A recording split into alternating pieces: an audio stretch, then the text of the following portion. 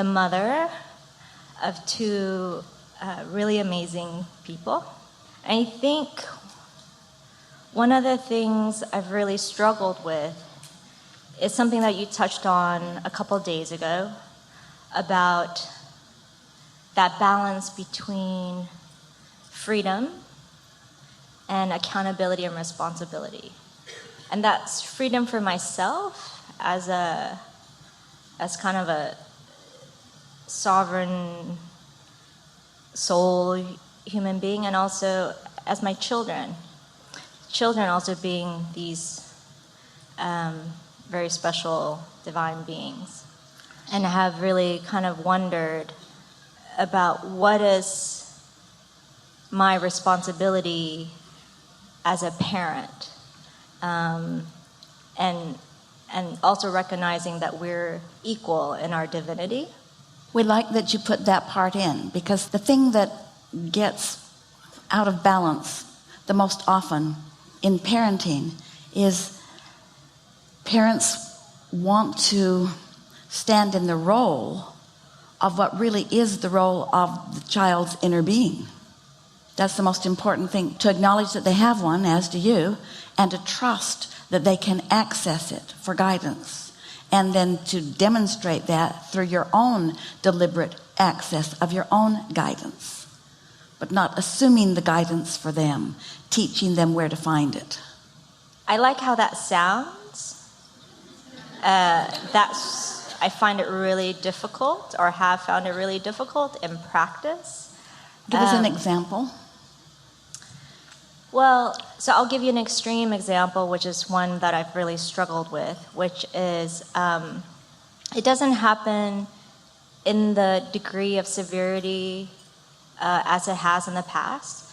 And it also goes to one of the things you say, if there's something that you don't like stories of war or whatever, focus on something else. It's hard to do. They're 11 and 13 now. They're two boys, 2 years apart. Very different personalities. Before you go further, we're just going to stick something in here. What you just described here just now is a process that we call pivoting in the early days, where when you know what you don't want, you can switch to what you do want, depending upon how much momentum has happened before you focus. But it's really getting out ahead of it that gives you any real leverage. You can't wait until the momentum is underway and then get anybody to see it differently, because the law of attraction just won't allow them to see it differently. When you believe something, the law of attraction proves your belief to you, whether it's a wanted belief or an unwanted belief. Right. So I can do that on a one-on-one basis with an individual child, but it's their interaction together that I find a real struggle. So there's the kind of parenting where I've tried to let them resolve things together and learn from each other. We have an important question for you, and we really want to hear you out. And the important question is, do you trust them to access their own guidance system? Because if you don't, we've got nothing for you. Do they or do they not have a guidance system? Of course they do. Yeah, of course they do. Do you trust them to use it? No. No, I don't. Why not? Because they haven't been allowed to use it, because the world dictates to them and the rules dictate to them. But maybe now it's time to turn on the gas to demonstrate that to them. I do think now, at this point in time, I've seen a certain level of maturity in my You know what's going to happen? Yeah. You're going to reach the point with them where they are going to refuse to receive guidance from you. Mm-hmm.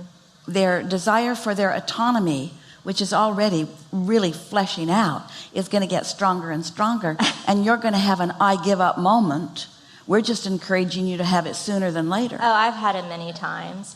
And my eldest has always been autonomous from the age of 2. He will not be broken. So we interrupted you. Get back to where you were going. Yeah. In terms of the specific, so I'm trying to let them figure out how to interact with each other, but it just turns in, like, if I leave them to figure it out, it would turn into violence. So my eldest would physically hurt my younger one in a very aggressive, violent way. And I have to stop it. When you think about the two of them, do you think that's a dominant expectation? In other words, when something like that happens, it gets your attention, it's big, it feels terrible to you, it feels like stuff the news is made of, it feels like stuff that you've got to prevent at all costs. But our question to you is it the dominant way you see them? Is that how you see their relationship mostly? Sometimes we know, but is it mostly what their relationship is? No. Well, so what is mostly their relationship? You see, the thing that we want to emphasize with you, and we know you've heard it and we know you've tried it, but you're going to hear it in a different way here in light of everything that we've been talking about. If you can do your pivot by acknowledging sometimes they're violent, but often they're something else. Often they're bottom half of the scale relationshiping, and often sometimes they're upper half of the emotional scale relationshiping. And you have to do your pivot before, in advance of anything that you're reacting to. I try. I don't know. That's why I'm asking. I don't know. You don't know when it happens. It's laughter, funny, like just a deep level of connection and mirth between the two, and then boom, it changes. As you make that statement, as if you believe it, we want to say to you, that's not what the laws of the universe really describe. The laws of the universe describe there's bottom half of the scale mirthing, bottom half of the scale ribbing, bottom half of the scale frolicking, bottom half of the scale laughing. There's passive aggressiveness going on, bottom half of the scaling. And so what you're saying is they go from the top half to the bottom half instantaneously. Well, that's not the trending that we understand the law of attraction to be. And so what we're suggesting to you is that when you're not with them, when you can trend deliberately on your own, when you're not responding, knee-jerk reacting to what they're doing, but you've been making lists of positive aspects and you've been basking in who they are and really doing that work of really practicing that vibration. So that's really how you see them. We'll give you some words: as developing, as expanding, as maturing, as discovering, yes, as competing, but as tuning in sometimes, as tuning out sometimes. In other words, in your mind, let your acknowledgement of them be flexible enough that you can see all of these potential aspects of them, and then train yourself to notice the trends that are upward, so that's the influence that you offer.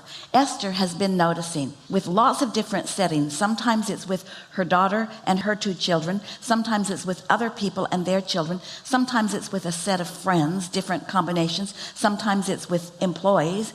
Sometimes it's with strangers. But what Esther is noticing shocked her a little bit. Sometimes they're better before she enters the picture, because she has some expectations because of things she's seen. So at a not completely unconscious level, but at a vibrational level, she evokes controversy because of her expectation. It's almost like vibrationally ganging up on someone.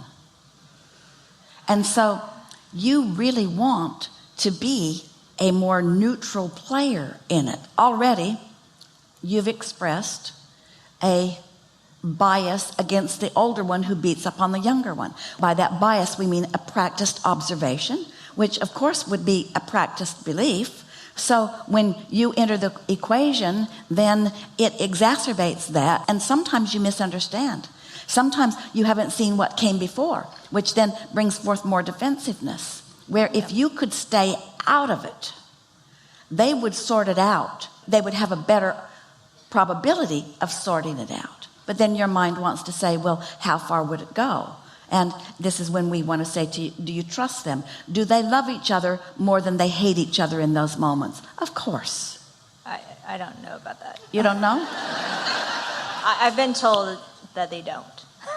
My eldest has told me, Mommy, in that moment, I just hate him so much, I could really kill him. Yes. Bottom half of the scale, you all want to kill everybody. But that's not who you are, and that's not where you usually are.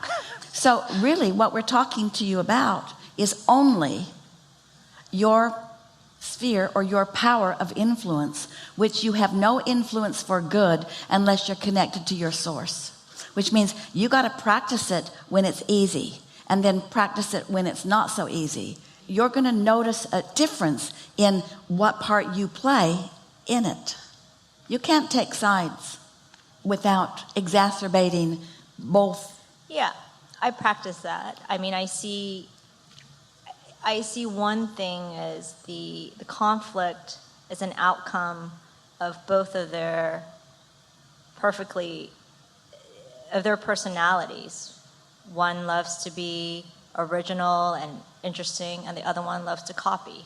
So there's this natural conflict between Who's copying? the younger one. And isn't that worth pointing out? Yeah, it's been pointed out many, many times, and he's aware of it. And he says, "Mommy, I just can't help it." Well, by pointing it out, what we mean is copying what? What's he copying? Anything that his older brother does. And so isn't that worth acknowledging how much appreciation there is there? Absolutely, we do it all the time. My older son says, "I don't care." Well, we know for sure that if he didn't care, he'd never reach the lower half of the chart. He cares. In other words, if somebody you don't know calls you on the phone and says, "Hello, you don't know me, I'm just calling you to tell you I'll never call you again," you'd say, "Okay, thanks for letting me know." But if somebody calls you and you care about and says that, then you feel strong negative emotion. You have to start with your absolute knowing that when there's negative emotion that is happening, it's because there is a disconnect, too strong of word, between who they really are and what they really want and what's going on right here, right now. And this is the thing that we really want you to hear. We've said that so many times that you all are saying it yourselves, but this is something that we want to say in a new way. It's not just that your inner being is knowing something different. In other words, the negative emotion that you feel is because you have had the experience. You've had the experience where you've personally, Big Brother, has been in alignment and then have had the experience where you're not in alignment. And the fit he is throwing and the anger he is exhibiting is about his not being in alignment and his belief that it is his fault. That's what you've got to know that is different. No one ever expresses their negative emotion outwardly that is not in a world of hurt because they're not being who they, at so many levels of their being, know that they are. And we're not talking about their inner being knowing that that's who they are. We're talking about the human physical being disappointed in themselves for not being who they want to be. And the part that we were talking about, your presence in it exacerbating it, is because you see that quite clearly. And when you see it, it causes the older one to see it more clearly too. So he feels like he's failing at something that he innately knows that he ought not to be failing at, but he doesn't know what to do about it. And isn't it hard to catch yourself in the middle of behaving in a way that you don't want to behave, feeling a way that you don't want to feel, and knowing for sure that you're the one doing it, knowing that you're doing it but not knowing what to do about it, and then having anyone look on who has any sense of this. This is when Esther looks around at family and friends, mostly family, and says, "Don't Abraham me," because she knows right now that she's not where she wants to be, and she really doesn't need somebody else pointing that out because her emotions are giving her all of the information that she needs about that. But sometimes you're just trending in a way that you can't help, and that's okay. That's the part that you've got to get across, is that it's okay to be out of control and to not be in sync with who you really are, because how are you going to know when you're in sync if you don't know when you're out of sync? And this is the part we want you to hear. Of course, they're often in sync with who they are, or they wouldn't suffer so much when they're out of sync.